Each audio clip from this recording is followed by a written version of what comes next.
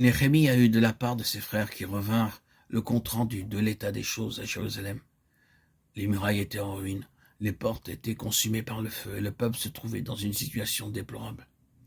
Il reçut la nouvelle, il connaissait tout au sujet du besoin, mais il était totalement incapable de faire quoi que ce soit. Seul Dieu pouvait le faire. Oui, croyez, chers amis, que c'est là une position qui accorde une grande promesse. C'est là une position en vue de laquelle Dieu travaille. Ceux qui vont être très utilisés par le Seigneur et très féconds dans la communion avec le Seigneur parviendront à ce point, non pas une fois ni deux, mais toujours à nouveau, au point où ils savent qu'ils ne peuvent rien faire. Seul le Seigneur peut le faire. Mais leur âme se trouve dans un travail d'enfantement concernant toute cette chose. Il ne s'agit pas de lever les bras vers le ciel, de se rasseoir et de dire « je n'y peux rien, donc je m'en soucie guère ». Ce n'était pas le cas de Néhémie, pas du tout. Il transforma son travail d'enfantement en prière. Et vous savez que lorsque le travail d'enfantement devient prière et que la prière est travail d'enfantement, les choses sont très réelles. Elles sont très pures. Parce que cette sorte de prière et de travail d'enfantement traite tous les éléments liés aux intérêts personnels. Combien souvent il y a des éléments d'ambition dans notre désir de faire quelque chose. Un désir que nous entrions dans l'œuvre, que nous entrions en ligne de compte, que nous jouissions de la satisfaction de faire quelque chose, que nous soyons en vue d'une certaine manière.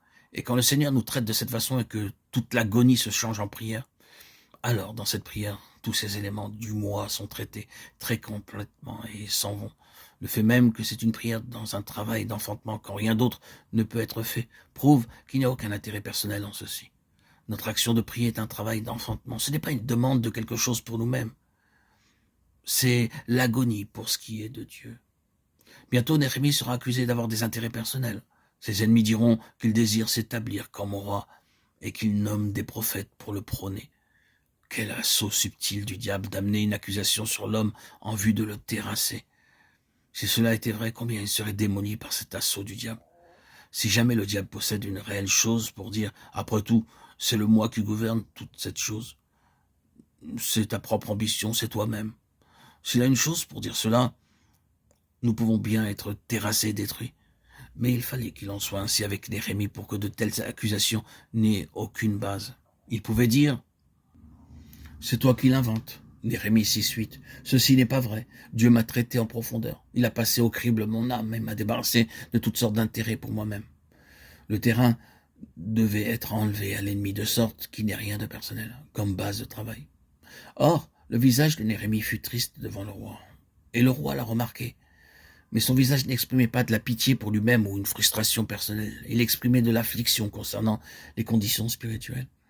Le Seigneur sait comment sont les choses à l'heure actuelle. Le Seigneur voit combien elles sont différentes de ce qu'il avait en vue. Il sait tout à ce sujet.